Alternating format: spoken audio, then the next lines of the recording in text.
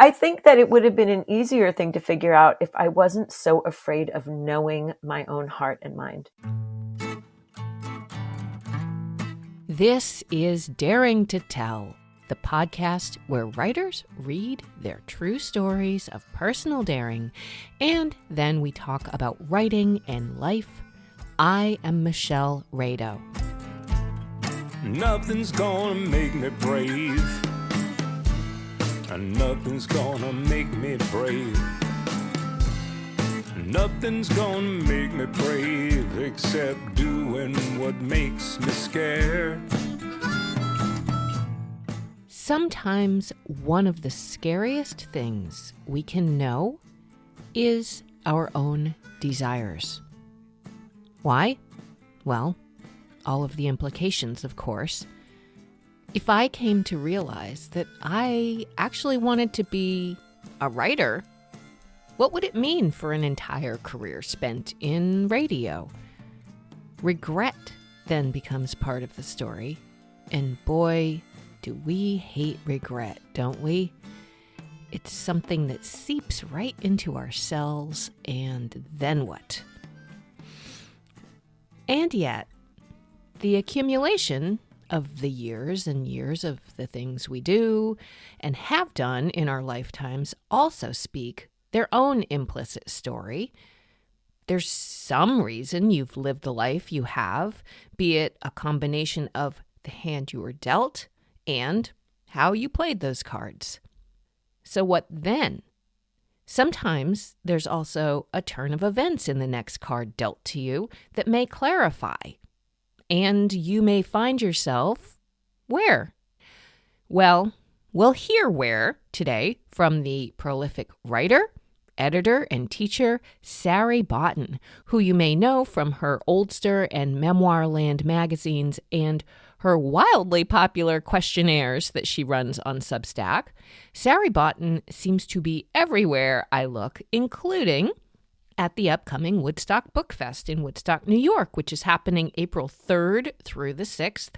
I will be there too as a sponsor for the panel discussion she will be moderating called On Permission, Daring to Tell. We'll hear more about that later in this episode, but not before we hear her words and her voice today talking about both the labor and love of making one's living in this world today as a writer. We'll hear a chapter from her recent memoir with that oh-so-appropriate title from the Talking Heads song, And You May Find Yourself, Confessions of a Late-Blooming Gen X Weirdo, which has just been released on audiobook as well. And she has generously shared the audiobook version of that chapter with us for this very episode, so you can get a meaty earful of her reading her own audiobook as well. If that doesn't turn you off the idea of a meaty earful. I just didn't like, sneak preview.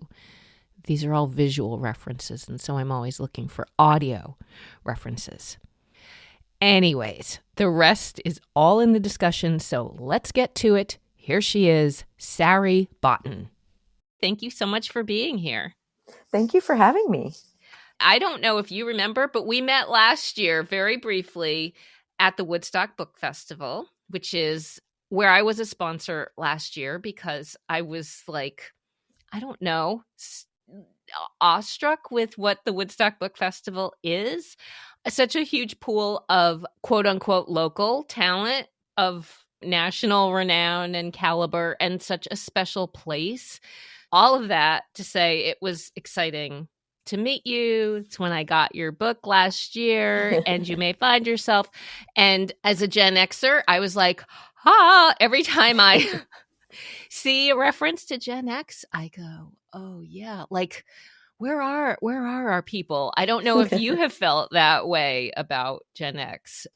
I mean, I know a lot of Gen Xers, and Yeah. I relate to them. I am one. I am one too, but for some reason in my career and in my sort of movings in and out through the world, I was immersed among people who were like about a decade older than me. until one day when I looked around my workplace and realized everyone else was a decade younger than me. And I was like, where are these people? So thus my gravitation to like, oh yes, where are the kids who grew up watching the Brady Bunch? I will start by saying, through reading your book and knowing your work and seeing you everywhere on the web, like you are prolific. We see your writing and the results of your writing in so many places: Oldster, Memoir Land, Adventures in Journalism. You write, you edit, you are like the writer's writer. So do you want to tell me a little bit about that? Because that is in your book, but we're going to hear from a later part about that. You mean what I do now, or what my history is, or what's the question? Okay. What I'm getting at is how much work it is to be a professional writer. Well, I am a professional writer who did not come from money. And that there's a big difference between the professional writers who come from money and the professional writers who don't. If I were someone who came from money, I would just write. I would just write my own things, and that would be what it is. I need to make a living editing and teaching in addition to my writing. In fact, I do a lot more editing and teaching than I do writing because it's my livelihood. And so I publish 2 magazines on Substack, one called Oldster, one called Memoir Land. And Memoir Land publishes 5 days a week, and Oldster publishes 3 to 5 days a week, depending on the week. On top of that, I have a personal blog called Adventures in Journalism that's much smaller. I write there like once every other week-ish. And I'm also writing for other outlets when I am fortunate enough to get assignments, anthologies, websites, newspapers, magazines. But, I was recently interviewed by someone who has a podcast about memoir. And she's like, why do you do everything you do? And I always said, well, I mean, I do enjoy the work, but I need to make a living. And that's, exactly. If I win the lottery, am I editing and teaching? God, no. I've enjoyed it, but I've done an awful lot of it. But exactly. Yeah. But I love all the work that I do. I mean, everybody has to work for a living. I'd much rather do this than be, a dental hygienist or a data processing person. I feel very fortunate to have the work I have, but it is work, and I do a lot of it because I need it. Exactly. And that's sort of what I wanted to hear from you a little bit about directly, because to make a living writing is so much work and so much hustle. And to your point about editing and teaching on top of it, that if someone's going to make this their livelihood, it's a lot of work. And I guess the question that I'm building up to is, you write in your memoir, among other places, about all the jobs that you had in your younger days and building up doing trade things. And I'm not going to name them all, but, a lot of different kinds of commercial writing that is not creative per se. Is there something about that metabolism of juggling so many jobs that impacts your flow of work today? It impacts the flow of my own writing, and I am always lamenting that I don't have enough time and headspace to really focus more on my own writing. I was able to write my book while, it was during the pandemic, the early pandemic. I had left a job and got a severance that allowed me to take time away. And also I couldn't get a job. I was experiencing ageism on the job market. So I had this chunk of time that I could afford to really focus on my writing. And, I'm always wishing for more time for my own writing. I am always juggling a lot. Right now, maybe I'm juggling too much, but, I'm in this situation where I have to say yes to almost everything. I'm part of it's irrational. I mean, I think maybe if I said no to some things, it wouldn't be the end of the world. But there's always this fear that if I say no, people won't come and ask me again. And also, the more I put myself out there, the more people find my work, support it. And that's really what I need right now.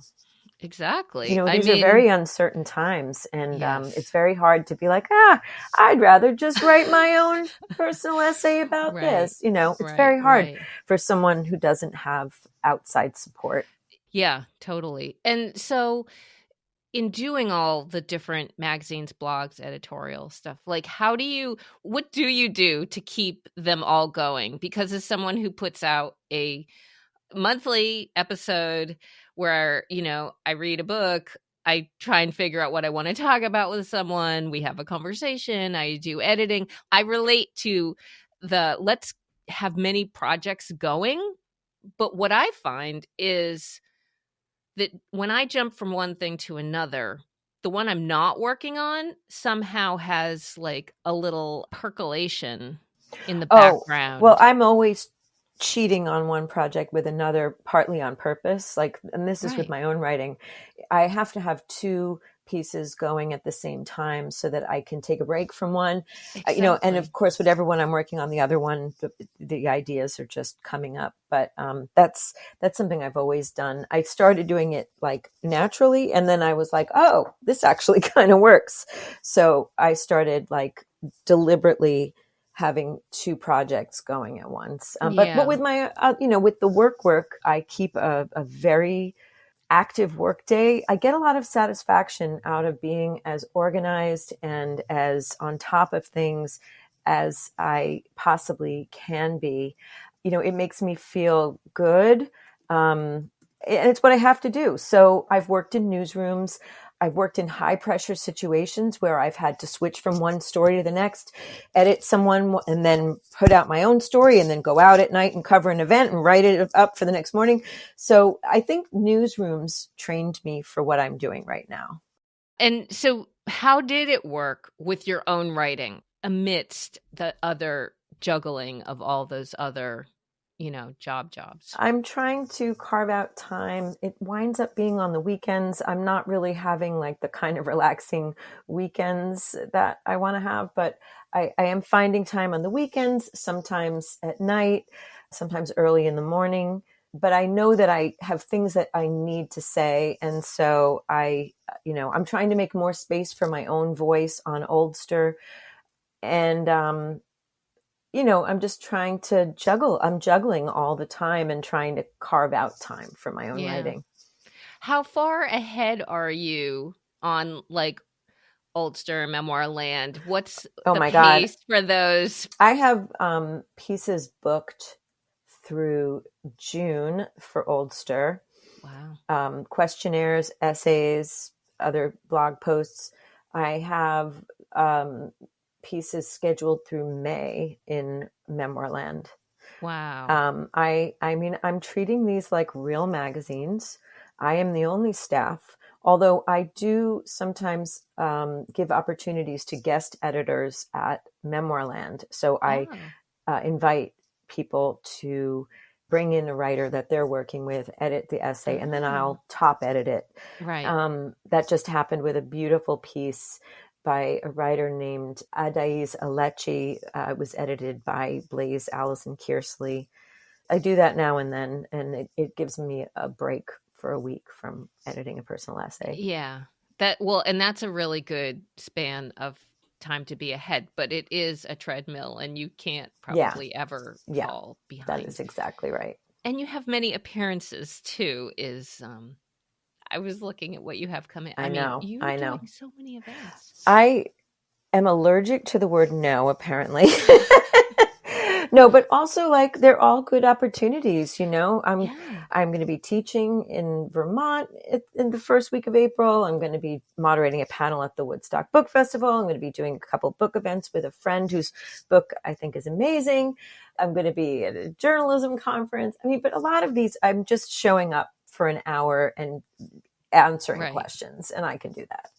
But okay, the other thing that I'm sort of getting at through like all of this stuff that you're doing is I sense that there's something about you that also derives huge amount of pleasure from showcasing people? Like, is there an Yeah. editorial part of that that Oh, is yeah. meaningful to you? Oh, yeah, yeah, yeah. I have given a lot of writers their first bylines on personal essays. I struggled to find mentors. I struggled to find, people who had the ability to give me opportunities. I was always looking for someone to take me under their wing or to give me a chance, and I really fought for that. So I really enjoy being that person for people, especially marginalized people who have fewer opportunities.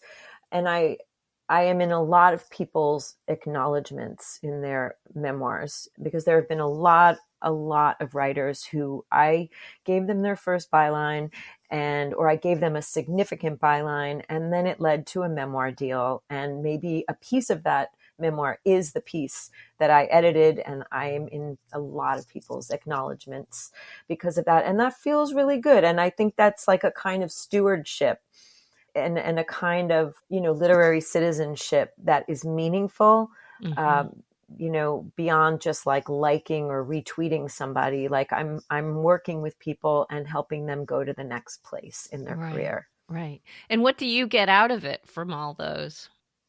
It just feels like a good thing. I believe in it. I believe in that work, and it makes me feel good about what I do. And there's a satisfaction also in pulling someone out of a slush pile who should be given that opportunity, Right. and maybe helping them polish their work in a way they might not have. It's very gratifying. But I mean, also you get the answers to all your questions because your questionnaires are so fantastic. Oh, well, thank you. I do love asking people questions. I like interviewing people. It's something that I did as a journalist. I just enjoy that. I'm curious about how other people feel about things that I have feelings about. Yeah. Just, Yeah. yeah. So another one of the things that you have done that I'm really curious about is the ghostwriting. Mm. What was that like? Well, it started off as a gratifying thing, and then it just became something I hated. My first ghostwriting work was with people who had important stories to tell and who weren't writers. And I worked with this one woman who had a very rare disease, wheelchair bound, who had beautiful words, but she couldn't physically write. I also worked with a woman who was a cop who, there was a mass shooting and she got shot, but even while she was shot, she saved people. Those were like gratifying projects to work on. But then I started working with people who were, they had a lot of money. They got a vanity book, and they don't treat people well. And they have people in their lives, many people that they hire. And I was just Right. another person on their payroll, and never for quite the amount of money that it really should be for working with someone so difficult. Yeah. And there were a number of those, and it was humiliating and difficult. Oh, And, and then you've got these people with very strong personalities who've never done this work before, who think they know, and their editor has a completely different idea. And right. I'm stuck in the middle between their editor, who Yeah. has to approve the work, and them, and there were just so many challenges, emotional challenges. Oh, the emotional labor of having to help someone, who is a difficult person, who's used to people catering to them. Yeah. I think about some of the work. It was just, I came to hate it. Yeah. I came to really, really hate it. And there was one client who I had witnessed her being physically abusive on more than one occasion. First, we walked her dog in the city, and she let the dog off leash, and the dog attacked another dog. Oh my God. And she blamed the other dog, and then she like started running after the guy, the other dog owner. And I was like, I called my agent and I said, all right, I'm a little alarmed. Yeah. And then she had me to her weekend house, and I saw her assault a staff, someone on her staff. Oh my God. And then the person sued, and like, I just didn't feel safe. And that is, this is what you're dealing with when you're dealing with people who get book deals because they're well known for something, Yeah. but they're not writers. And they just think that you're going to, they don't appreciate the difficulty of what you do, and they don't appreciate you as a human being. And Yeah. I hope I'm never in a Oh, position where I have to ghostwrite again. yeah. But if Yeah. I have No, to, I will. But that sounds really terrible. I mean, I can yeah, understand being like, like that you start off with something with ideations of helping someone tell their story. But when it turns into a thing that's, I mean, and I'd say that's most of ghostwriting. Most yeah, of ghostwriting is writing for people who have money and names that are recognizable for one reason or another, but have no idea what the work is and why yeah, it's hard and how to yeah, support it and how to, be grateful for it. yeah.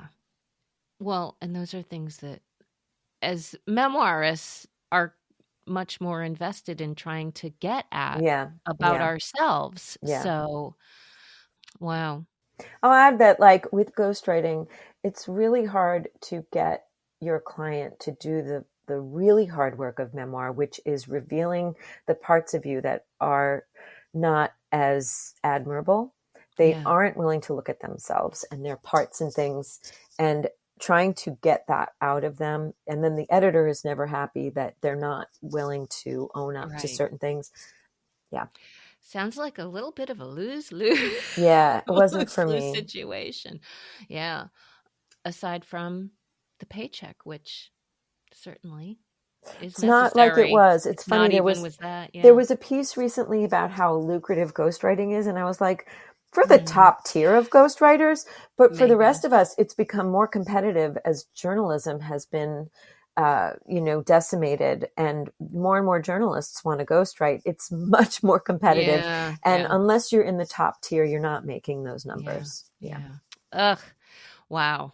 Well, interesting. So it wasn't like you had any great. My last experience was with that person who was abusive, and I was like, you know what? I think this is, evidence that I need to get out of Right. this. Right. Right.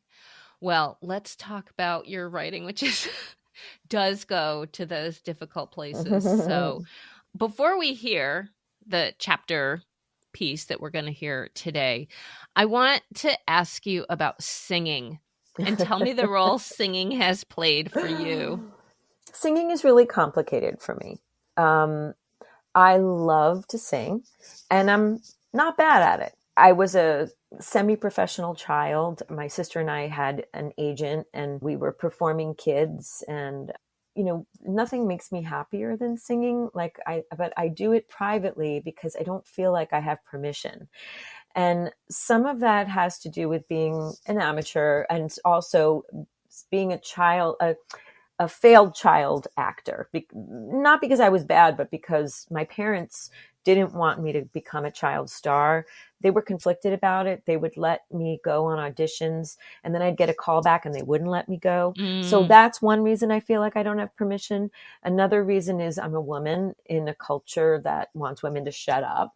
And the third is that my dad is a professional singer, and I feel like I'd be encroaching on his territory. I am intimidated. I mean, he's like a professional opera singer and cantor, and I feel like I'm not allowed to mm, tread there. wow.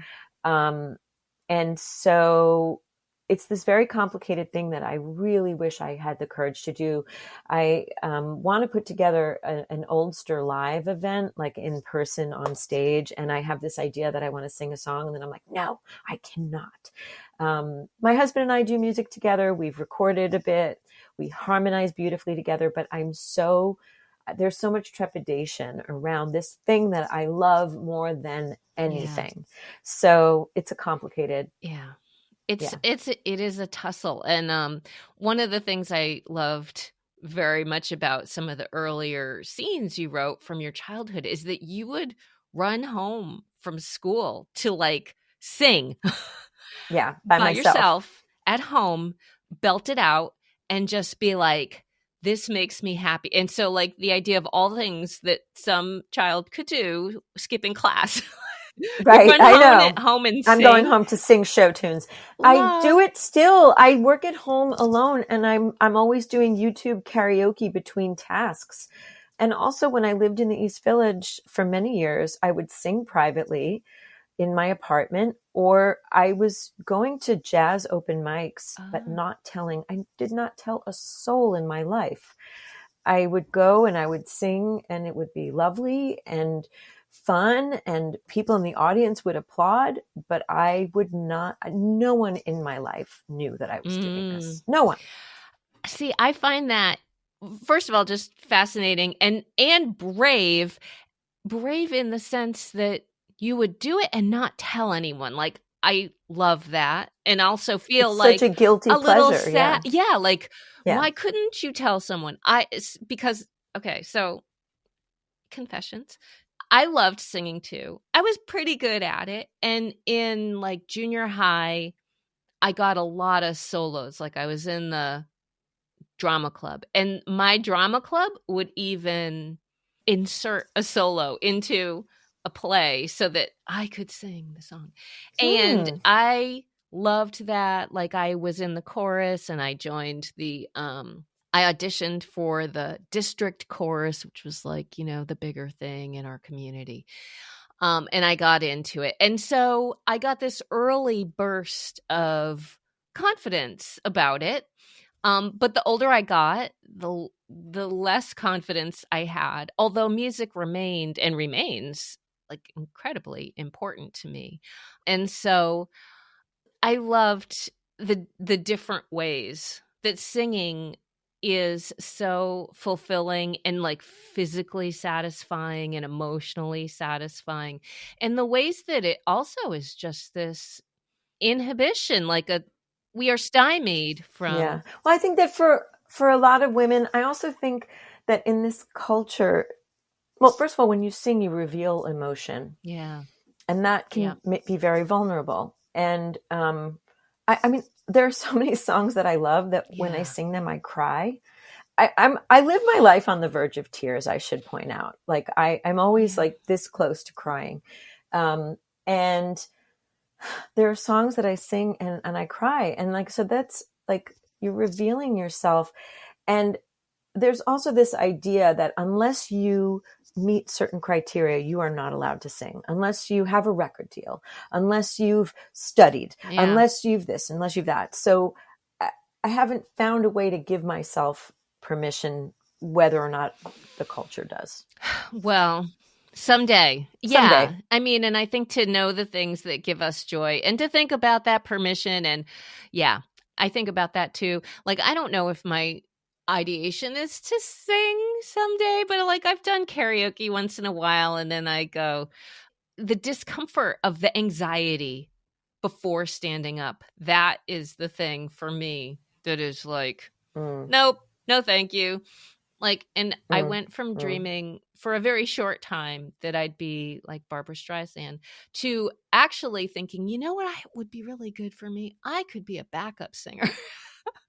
And I was like, that would be really fun. And then 20 Feet from Stardom, is that like, I was like, yes, I wish. And now I'm like, no, I couldn't have even done that. But nonetheless, the permission is an interesting thing, and we're going to talk about that a little bit more. But let's get started. Speaking out loud in front of microphones, your audiobook version of your book is now available, and you just recorded that. So we are going to actually hear your audiobook version of the chapter called My Hysterectomy, A Love Story. It's not an all-out lie when I tell my first husband I'm leaving largely because he's ready for a family and I'm just not there yet. What we have here is a scheduling problem, I tell myself. It's 1992 and I'm a few months shy of 27. There's still plenty of time for me to come around to feeling the urge to have kids. People assure me, you'll know when the time is right. I believe them. 14 years later, 2006, I'm a weeping mess on the drive across the river to Rhinebeck from my home in Rosendale, New York, the one I moved into with my new husband, Brian, the year before, after we lost our New York City apartment.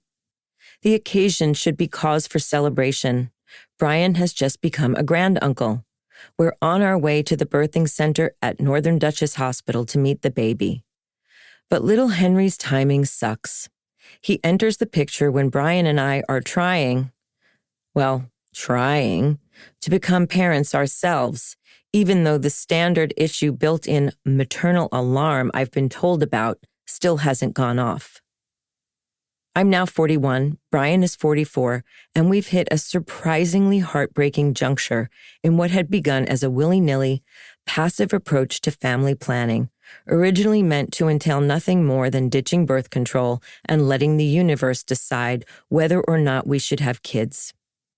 14 or so months into newlywed frequency, 40-something on 40-something action, there's no baby. It looks as if the universe has decided. We aren't supposed to question this. On the dating site where we met in 2003, Brian and I both used the word ambivalent when describing our interest in having kids. Since then, when friends and relatives have inevitably asked, our official stance has been a shrugging, if it happens, it happens. But when the universe hands down a decisive no, it's as if everything gets turned upside down and we enter bizarro world. Cut to scene of us taking out a calendar to schedule sex around my ovulation cycle. To me hanging upside down in Sarvangasana for 10 minutes after each go at it. To Brian racing a plastic cup to a lab in the next town before the crucial 30-minute time limit is up. We figure he's got this. He's one of 6 kids, and he'd been party to 2 accidental pregnancies, followed by abortions, in the years before I met him. But as my gynecologist explains, it's easier and less invasive to rule out men's fertility issues, so they're always tested first. Once we're done going through the motions with him, we can get down to the business of figuring out what exactly is wrong on my end, beyond a painful pelvic autoimmune condition called endometriosis, which I was diagnosed with at 18. Cut to scene of my boyish, usually upbeat husband looking stunned and crestfallen when his test results come back. Sperm count, negligible. Motility level among what few sperm he has, next to none. Brian surprises both of us by going wobbly and collapsing into the nearest chair. He's not at all macho, and yet he is devastated by the news of his questionable virility. I've never seen such sadness in those hooded blue eyes. It destroys me. It also scares me. I wonder, does this mean he isn't truly ambivalent? Does he actually want children? Are we going to have to do something about it? Now comes the most unlikely scene of all in this bizarro world montage, a visit to a fertility specialist. Yes, that's us there in the antiseptic waiting room, the couple who'd been content to casually outsource this major life decision to whoever is in charge of the universe. The free spirits who resent anyone who dares to impose on the precious time reserved for our assorted creative pursuits. Me, the person to whom goldfish seem an imposition, who can't keep a houseplant alive. And you may find yourself at a fertility clinic, and you may ask yourself, well, how did I get here? The doctor is tall and fit, and he smiles too much. When he enters the consultation room, he wastes no time before launching into an upbeat infomercial about the miracles of in vitro fertilization, IVF, and intrauterine insemination, IUI. The man goes on and on. I'm rarely granted a full 5 minutes with my primary care physician or my regular gyno, but this guy seems to have all the time in the world to try and close the deal. What about the cancer risks associated with fertility drugs, I ask. My maternal grandmother's death from breast cancer puts me at high risk. The doctor's smile tightens. You've been reading too much WebMD. That's all he has to say about that. He admits our chances of conceiving are relatively slim, even with his aid. That information hardly has a chance to sink in before he's off on another tangent, regaling us with happy stories of patients who ended up reproducing after all, even though all hope had seemed lost. I keep waiting for him to indicate that we're categorically different from those couples, that we're in some way disqualified as candidates, that we should just give up. But he doesn't. He just keeps talking.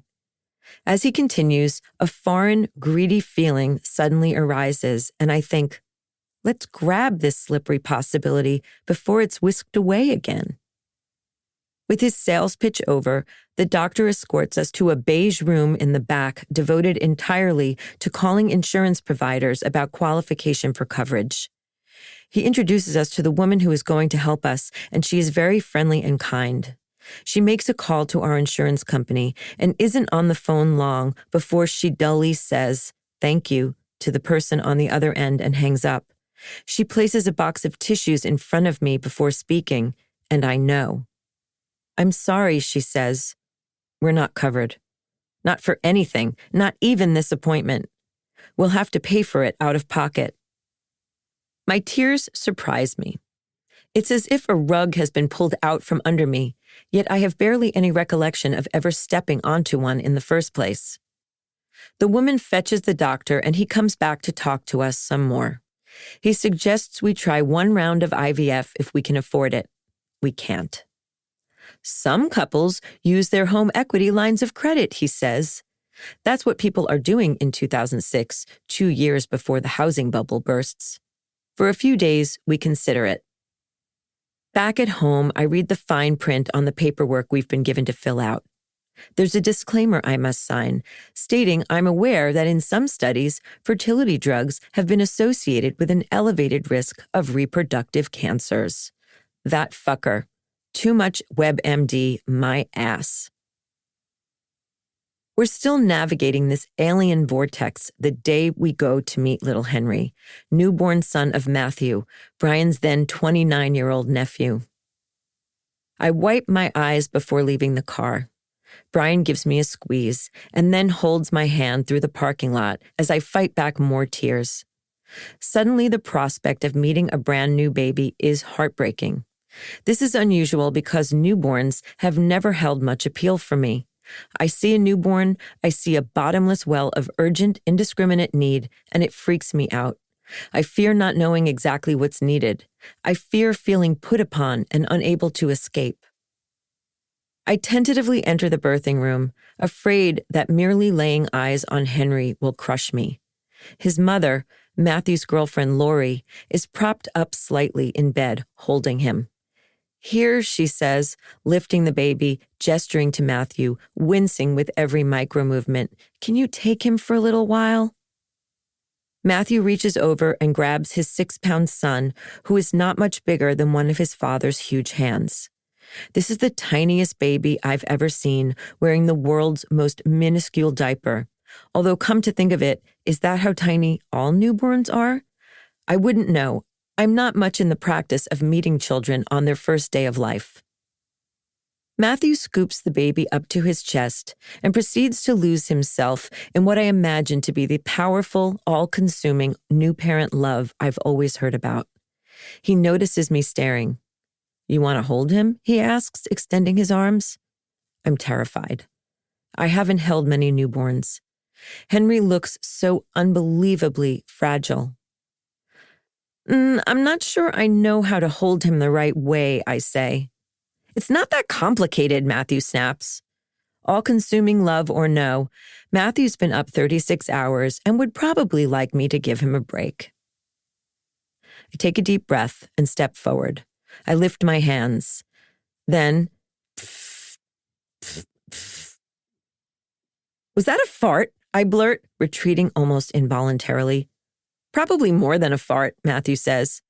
"Do we need to change him again?" Lori asks. "We just changed him." "No," Matthew replies. "I don't think it was that much." I'm viscerally repelled and at the same time mortally self-conscious about it. I don't know which is worse, how disgusted I am by the mess in Henry's diaper or how disgusted I am with myself for feeling disgusted. Regardless, I can't ignore my overwhelming aversion to holding that writhing pink creature. "I'm so sorry," I say. "I can't do this." On the ride home, I cry some more. I've been crying a lot these days. Heading to the hospital, the triggering thought had been, I'll never have this. Heading home, it's, I'll never truly want this, and the sense that it means something is fundamentally wrong with me. In the following weeks, the universe seems to taunt me with the notion that in fact there is something fundamentally wrong with me. First, Brian and I receive an interesting visit at the family-ready 3-bedroom Victorian house with a yard we bought in Rosendale 2 weeks after marrying, just as we were losing our apartment in the East Village. We answer a knock at the door to find a cluster of people, several of whom have slightly different variations of the same face. They're members of a family who'd lived in our house from the late 1940s to the early 1970s, all of them visiting from out of town to inter their late mother's ashes. We were a Brady Bunch family, one of them says, as they take us on a nostalgic tour of our own home. There were 10 of us. At one point, all 10 children lived there together. 10 kids lived in our house. And there I was, dreading the thought of giving up my vintage floral wallpapered office, which doubled as our guest room, to just one child. Next, a few days later, we're out in the backyard having lunch when through the lilac hedge at the edge of the property, we spot a set of tiny eyes peering at us. "Who are you?" says the voice of a 5-year-old boy, dispensing with pleasantries. "I'm Brian and she's Sari. Who are you?" "I'm Nicholas," he says. "But who are you?" "Who are we? What do you mean?" I ask. "Whose mommy and daddy are you?" he says. There's an implied duh in his tone. "Who are your children?" Oh, thanks a lot, kid. I work hard not to take on a 5-year-old's judgment, rendering me strange and irrelevant for my lack of offspring. After I break the news that we haven't got any children, Nicholas pauses for a moment to think. "Well, then who's going to play with the toys?" I'm stumped by this one. An existential question, a Zen koan. Not least because there are no toys in our yard. Not a one. There are 2 incorrect assumptions people make upon meeting me in my 50s. The first is that I have kids. When I make it clear I don't, new acquaintances often redden with embarrassment and trip all over themselves trying to find the right words. "Don't worry," I always assure them. "I'm okay with it." That happens to be both an understatement and a lie. An understatement because I fucking love not having kids. A lie because I often judge myself harshly for that, which leaves me anything but okay. My harshest self-judgments arrive when I'm in the company of people who have kids. I compound my self-criticisms with projections of how I imagine they see me, telling myself I'm a sad specimen of an adult woman, lazy, cold-hearted, cynical, misanthropic, damaged.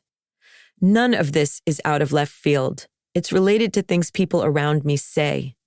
Life is a conveyor belt, muses an older acquaintance. It delivers all of us to the same points, one by one, and then it's over. Some of the points mentioned are parenthood, then grandparenthood.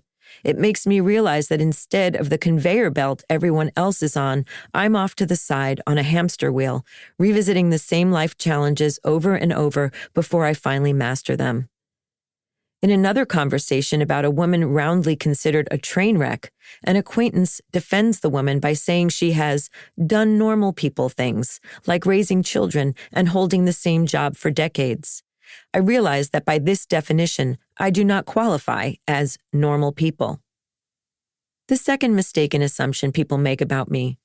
Once they learn how happy I am not to have kids, they assume I'm childless by choice.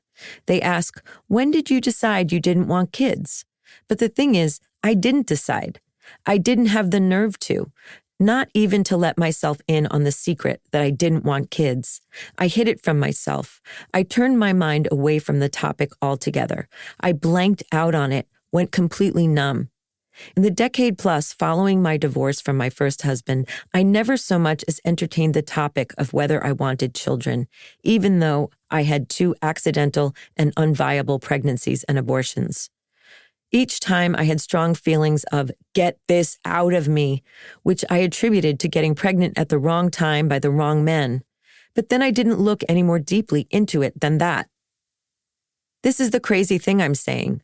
Throughout most of my 20s and 30s, I avoided gauging my own level of interest in making babies in any kind of conscious way. I suppose that in and of itself, that should have said something about my level of interest.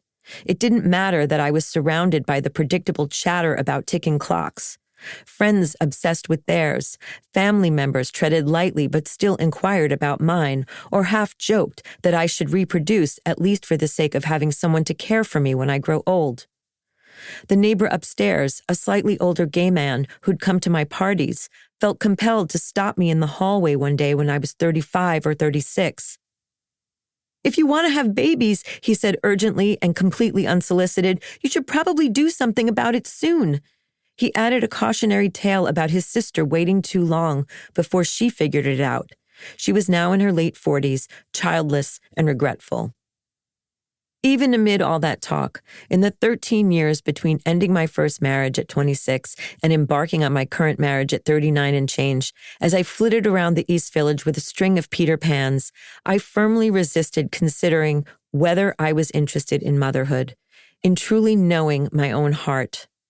Ambivalent seemed like a sufficient descriptor, a safe place to land that didn't require me to really think, because I was too afraid to really think, to confront the gap between what I might really want and what I thought I was supposed to want. Wasn't having kids something I was built to want? I didn't feel permitted to question that. Nothing and no one around me suggested I was. The few other childless women in my world growing up were demeaned, treated as less than.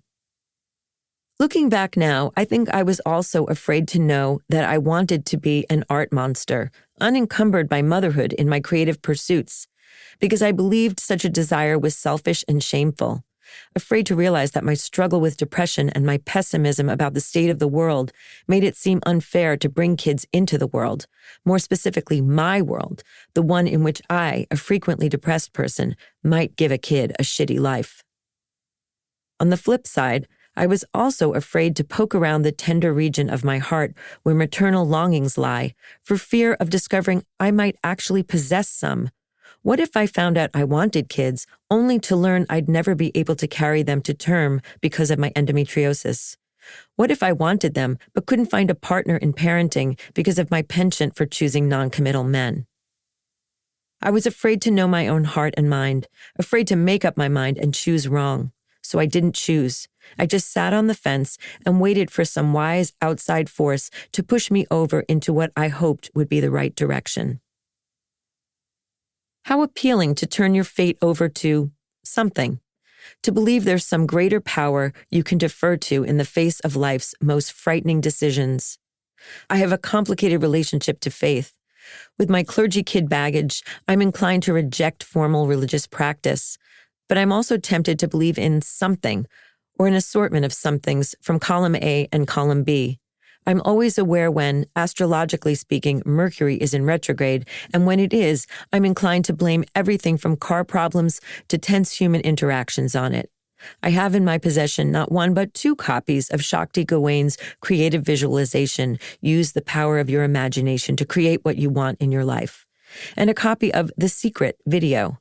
I've also been to more than my share of psychics. When I was younger, I'd ask them to predict whether and how many kids I'd have, as if I were trying to get a sneak peek at the answers to an upcoming quiz at school. For someone who can be rather skeptical, I can also be rather suggestible. This becomes glaringly obvious when, in 2007, a home birth midwife hires me as a ghostwriter for her memoir and predicts that just by working with her on her many birthing stories, I'll miraculously conceive. Kara's eyes light up as I fill her in on our bad luck at the fertility clinic, and subsequently with acupuncture, herbal cleanses, dry skin brushing, castor oil packs, plus a litany of other holistic infertility antidotes. How with each unlucky gamble, the emotional stakes have risen. How I've gone from sensing no maternal instinct to feeling desperate. I have a good feeling about this, Kara says. You're going to get pregnant writing this book. She believes that is partly why I was brought to her. She's very persuasive, and I want to be persuaded.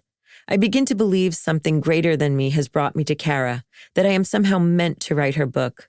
Maybe working closely with her, constantly discussing pregnancy and childbirth, I'll be like those women who seem to only be able to conceive after they've adopted and been immersed in baby life.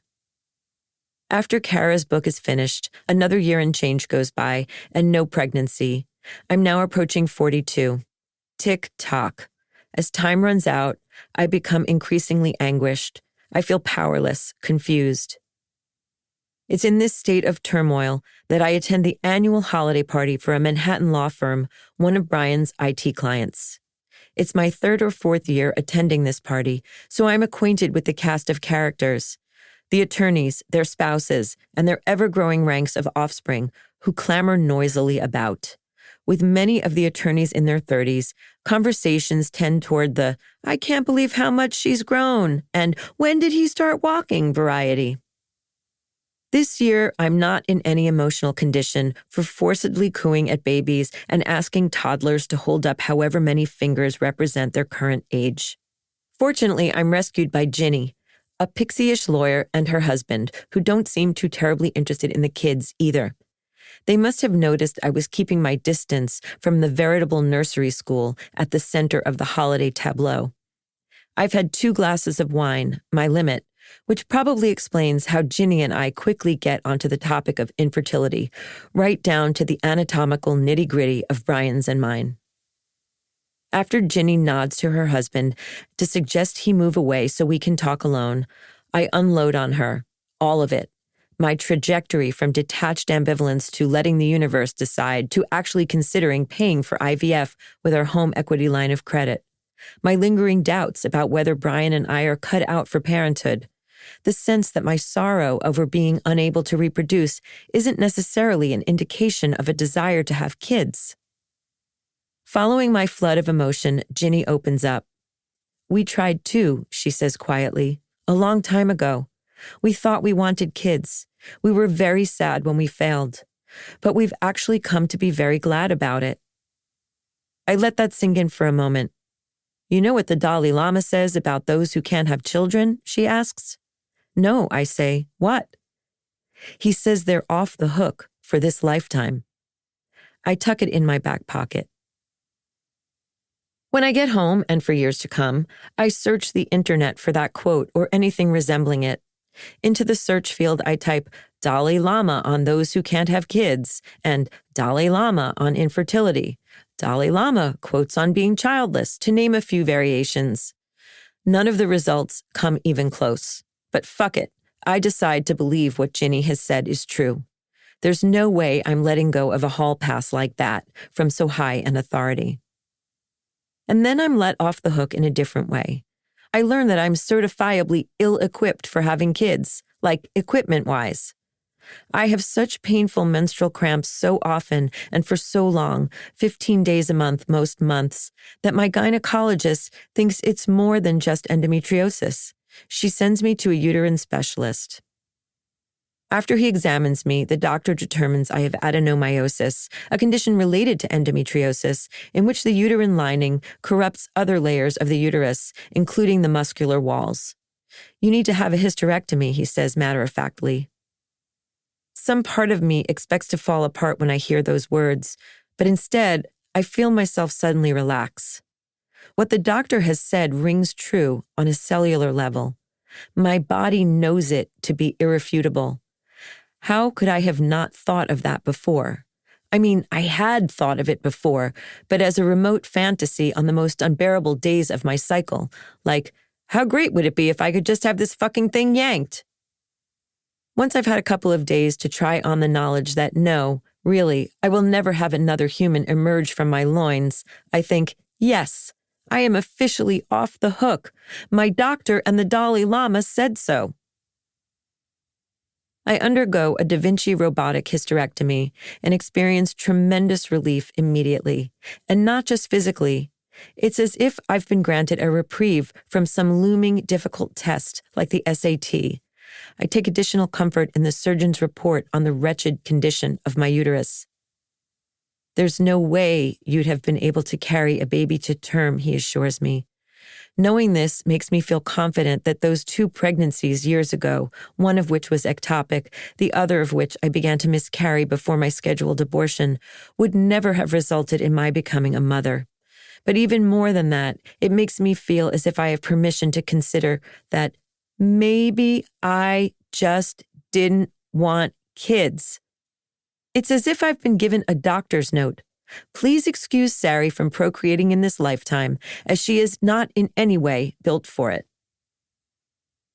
As liberating as it is to be given an out, it's disappointing that I still feel as if I need someone other than me, someone with greater authority, some dude to give it to me. Why can't I give myself the out? Why do I need the Dalai Lama and the surgeon to all rubber stamp my choice, or what would have been my choice if I'd ever thought I were allowed to choose? I'm not alone. At a party a few years ago, I came upon a group of women around my age, huddled in a corner. They shushed each other as I approached.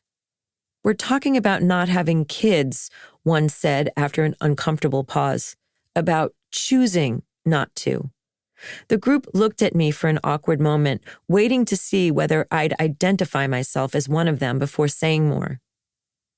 This sort of thing keeps happening. I find myself in the company of women, old and young, who are coming out about not wanting kids. It's 2022, and women are still speaking in hushed tones about deciding not to be mothers. The conversation is only just beginning. Although we're finally talking, some of us still have a long way to go toward knowing and owning what we want and feeling entitled to it when it's different from the norm. I hope it won't always be this way.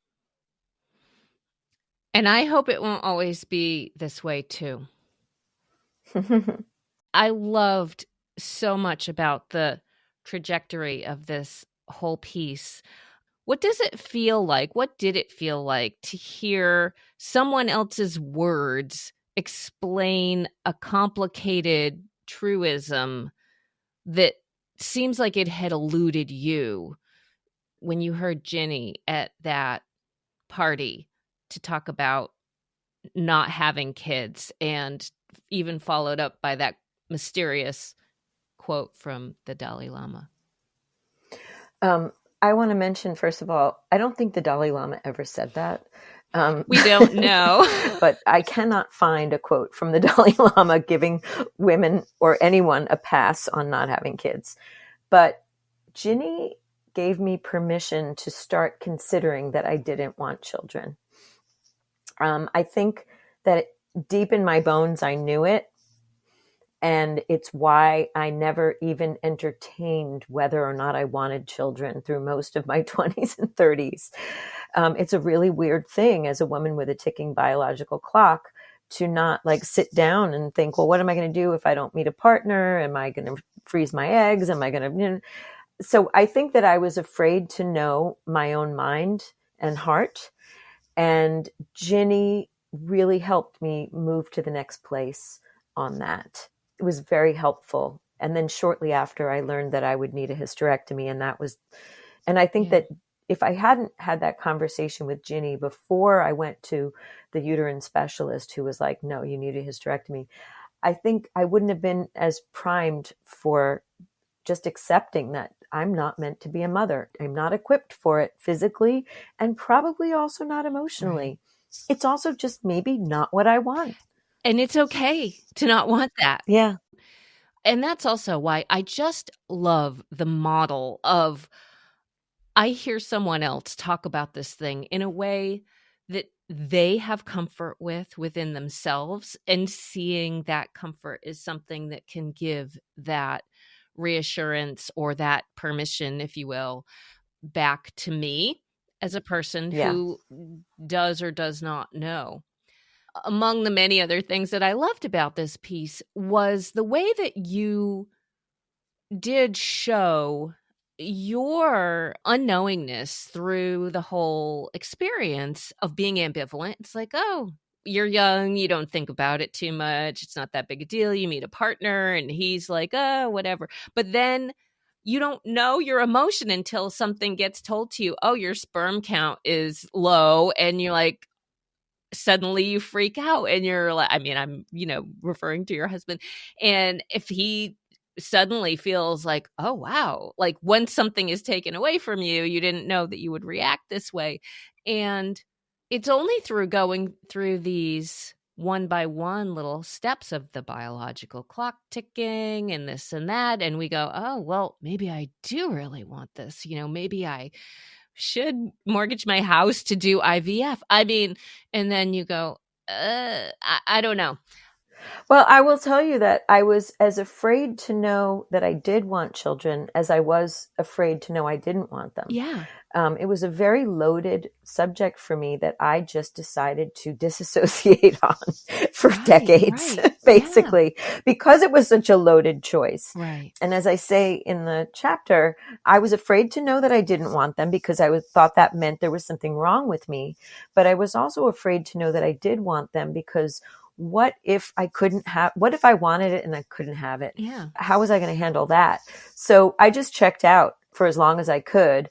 And then I got married at 39. My husband was 41, almost 42. It was like, okay, tick tock. What are we doing here? And suddenly it wasn't even something I could really think about. It was just like, well, this is what we got to do. We just got married and we just like went into this mode of pursuing pregnancy and then fertility. And we almost like involuntarily put ourselves on this hamster wheel we didn't need to be on. Right. I'm glad we went through what we went through because it was informative. Yeah. And then when we both found out, he was with me when I found out that I needed a hysterectomy, we both were like, we don't have to do this. Yeah. Like we never for 2 seconds thought about adoption or like, we just weren't interested. Yeah. We were putting ourselves through this and we weren't interested. But the culture doesn't let you, and especially now with Project 2025, they don't want you to know you don't want children. Yeah. They just want you to make babies. Yes. I think that allowing ourselves the process to go through that, to figure out if we do or we don't. I mean, it's not an easy question. Exactly. It's really not an easy question. Yeah. It should be hard to decide. Not everybody should be a parent, and not everyone is in a situation that is supportive to family, like creating a family, and not everybody wants it. And there are ramifications for not having children. I mean, Brian and I don't have anyone to take care of us when we're old.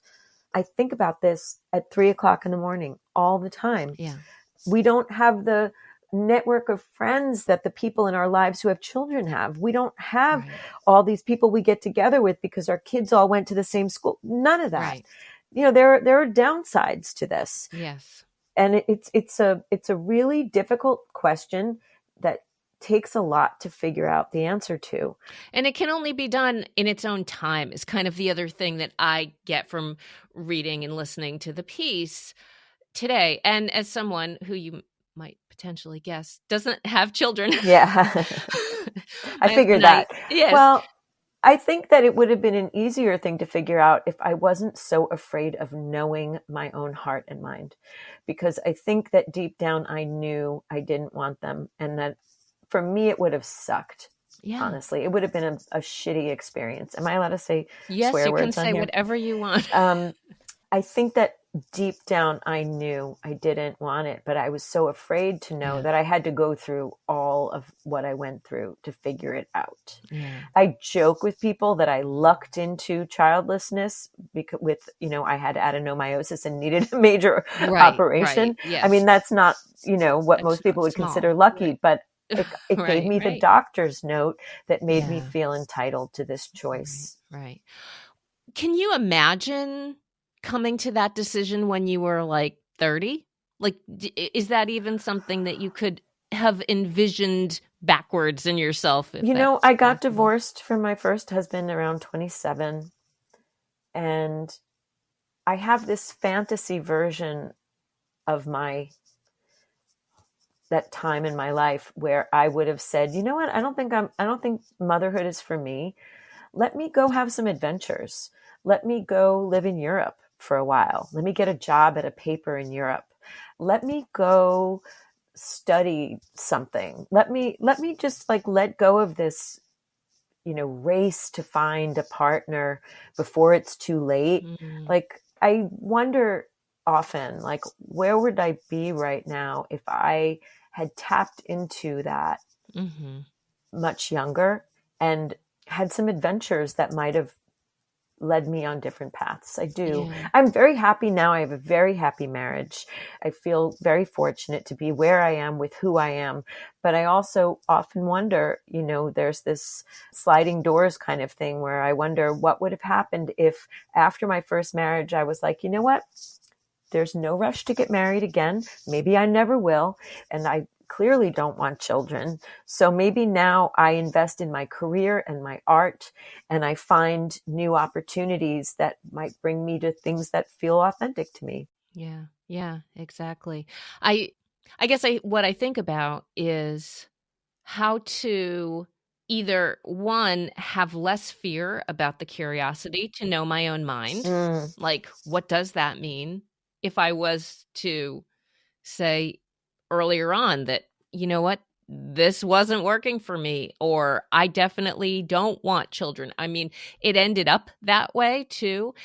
And what I also love about your story is that even for people who might end up not having children and being happy, being comfortable with that end game, that it doesn't mean that they always felt that way. Like, Yeah, you can change your mind. You might change your mind. That happens. But I think my true essence is that of a non-mom. right. And we can only come to that in the time that we can come to that. Yeah. And giving ourselves, again, the permission to maybe have a very long, protracted time of unknowing. Well, the only thing is that now, with the administration that has just come in and with Project 2025 being used as a guide, I worry about women who don't want to have children and how they might, let that happen. And also, like, women who don't want children who accidentally get pregnant, what are their options? I'm very, I feel lucky that I got to make this choice, or had this choice foisted upon me at a time, when it was viable. When you could, yes. When I could. And I worry about younger women right now. Yes. I definitely, I feel you on that one and have concerns too. I try and remain hopeful about a long game, but it's doesn't mean it looks good at the moment. I'm wondering if you want to say broadly, what do you love about memoir? Maybe in light of permission too. Well, first of all, Alyssa Altman's Permission, The New Memoirist and the Courage to Create is a wonderful book. And it is about the thing that every memoirist struggles with, which is feeling permitted to tell family stories that have impacted us, and also share stories about ourselves that might upset our families. This is something that I have been wrestling with for decades, something that fueled my column at the Rumpus. I used to write a column called Conversations with Writers Braver Than Me, which is still up on the Rumpus. The thing I love most about memoir is the identification.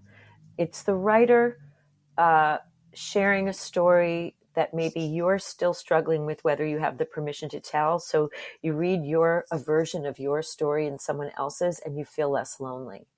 And then the reader might reach out to the author and say, you told my story in a way that I've been afraid to. Then the author knows that they're not alone.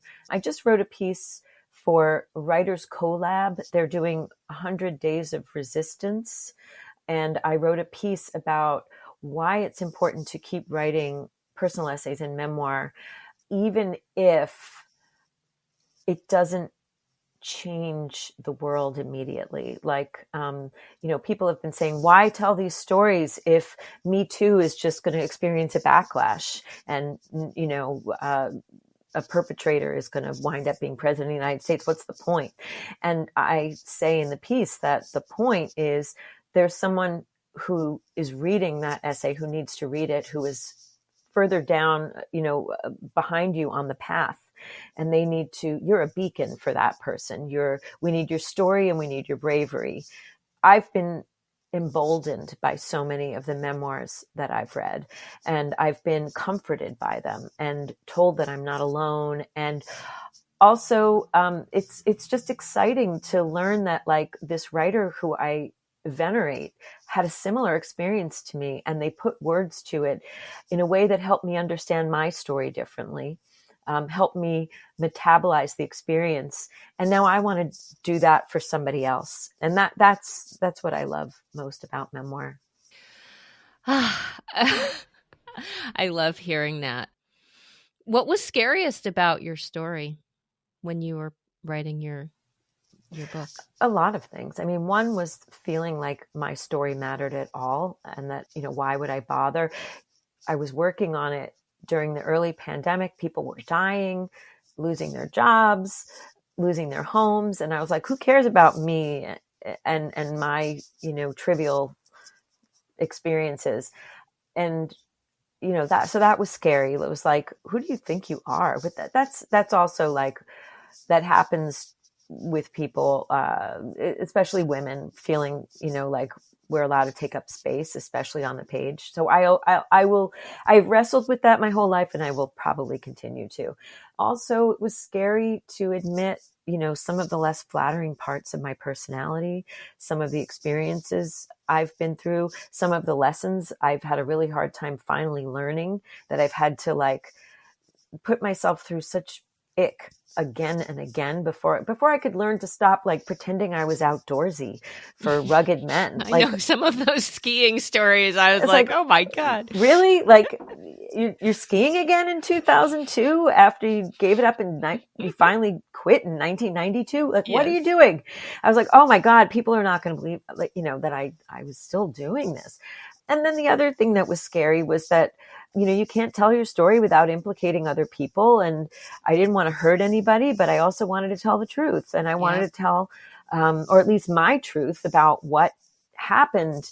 And I found some ways to skirt, direct implication. But it was still scary. And in a way, I'm really happy that I published with a very small independent press. Yeah. Because I've been reading about an acquaintance, a colleague who published a big memoir with a big press, and, their parents are upset and their husband is upset, and, and I kind of got to both do it and not do it. Yeah. I think, like anything, like we find the way that makes most sense for who we are. And I feel an indie spirit with you. Yeah, and it also feels a little bit punk rock to have like an little indie book, tiny advance, which the nice part of that is I earned it out within the first year. Again, so making now I make money on the book. That's right. So I had it in my mind that I wanted a big book deal, and for various reasons that wasn't on the table at the time. And I found this small press in the East Village that I love, and an editor that I love, and she wanted my book, and it was small. And so it allowed me to do this in a way that wasn't as dangerous as it might have been if it were with a big press. Yeah. And I can't let you get away without talking a little bit about the audiobook. So I read your piece about that, and that was not exactly something that you fell in love with doing. So what was it like reading it? What was challenging about it, I guess? As I say in the piece that I wrote, it is a lot of work to read 75,000 words. And there are audiobook actors who are really good at this. And, if you've ever listened to a book read by a professional audiobook actor, it's a whole other thing. And a lot of people prefer to have their book read by somebody else. I wanted to read my book. I thought it would be fun, and it was somewhat fun, but it was also tedious. I get tongue-tied when I read my work. My eyes go faster than my mouth, and it all gets jumbled. I also got hoarse by the end of each day.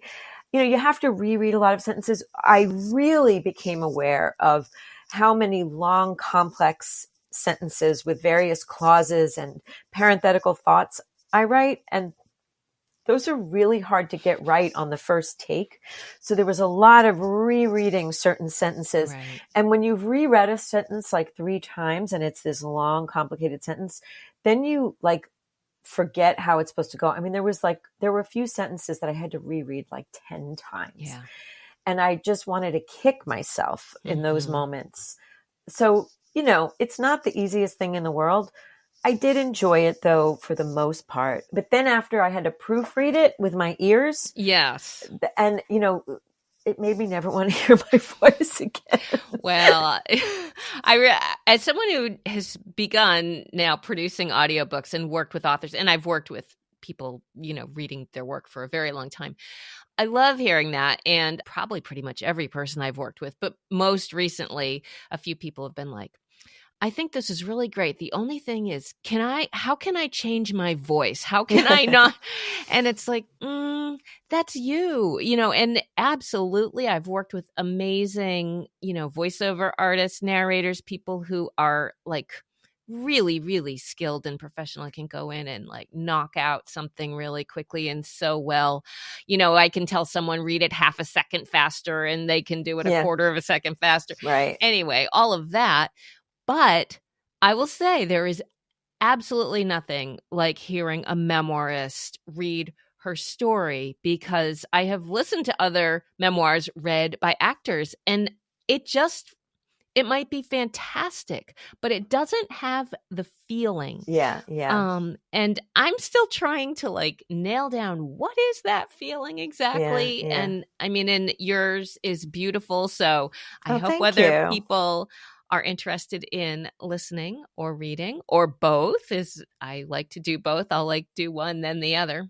I don't think most people are like me, but yeah, it's a beautiful book. Thank you so much. I am really excited to be sponsoring your panel at the upcoming Woodstock Book Fest. So I'm so excited. I can't wait. That will be fantastic. Do you, I know we're short on time, but if you want to say a few words about what your panel is going to be there too. Yeah, my panel is called Dare to Tell.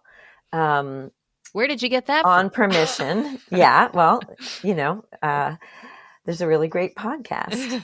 It's called On Permission, Daring to Tell. That's the full name of the panel. And it is inspired by Alyssa Altman's new book, Permission, the New Memoirist and the Courage to Create. She will be on the panel along with Hyacinth Song, who is the author of Docile, Memoirs of a Not-So-Perfect Asian Girl, and Jonathan Lerner, author of Performance Anxiety, The Headlong Adolescence of a Mid-Century Kid. And Jonathan and Hyacinth both wrote memoirs that were difficult to write, with difficult material that was dangerous for them, just like Alyssa. And Alyssa, in her book, she tells the story of how in her first memoir, she revealed a family story that she didn't even know she didn't have permission to tell. And she got excommunicated from her family because of it. And so all of these writers on the panel have stories to tell about finding permission, doing it anyway, even though it could cost them relationships, and the importance of doing it. So it'll be a great, great panel and a great, great festival. Yes, I am absolutely looking forward to it. Woodstock is such an amazingly special place. And it is, and the festival is really wonderful. Martha Frankel is a brilliant host and also a brilliant writer, brilliant interviewer, and she always puts together a great weekend of story slams and panels and discussions, and I think maybe workshops still. So it's worth it. Yes. All right. Well, Sari Botton, thank you so much for your time. It was so great to have you on Daring to Tell today. Thanks for being here. Thanks for having me. Great to meet you. Such a great conversation. So, first and foremost, the Woodstock Book Fest. It's happening Thursday, April 3rd through Sunday, the 6th. The panel that Sari is moderating will be on Sunday the 6th at 11 in the morning. Again, it's called On Permission, Daring to Tell. I really just love how those two themes went together so well. I hope, if it is at all in the cards for you, that you might be able to attend and come say hello to us and just check it out. It's such a great festival. In addition to the Woodstock Book Fest, you can also find Sari Botton on Substack, where you can sign up for Oldster or Memoirland or Adventures in Journalism or all of them and check out all the work she is doing, both her writing and curating the writing of others. I also want to call your attention to a special bonus episode that is going to be coming out as well in just another week or so, where I will be talking with Martha Frankel, the director of the Woodstock Book Fest. She is a fireball of energy. I just love my conversation with her. She is also a huge fan and supporter of memoir and nonfiction. It is a very large focus of the festival. She has kept it going and growing for, I think it is 15 years now. So what would I like you to do? Well, hit the follow button on your podcast app so that you will get all the episodes of Daring to Tell when I release them on the first Tuesday of each month, plus these bonus ones that come out from time to time. Something that I will give you permission for right now is signing up for my newsletter. It is free. It is called The Redo, and it's my own monthly musing on the topics that we discuss on this podcast. Since I come away from every conversation thinking, oh, there was that one thing I didn't ask them, so I muse upon that. The Redo, sign up for that at my website, michellerado.com. As always, a huge thank you to my musician husband, Phil Rado, for allowing me to co-opt his song, Make Me Brave, for this podcast. Most of all, thank you for making it all the way to the end of this episode and for daring to listen. Catch you next time. And nothing's gonna break my fall. There's nothing in the protocol.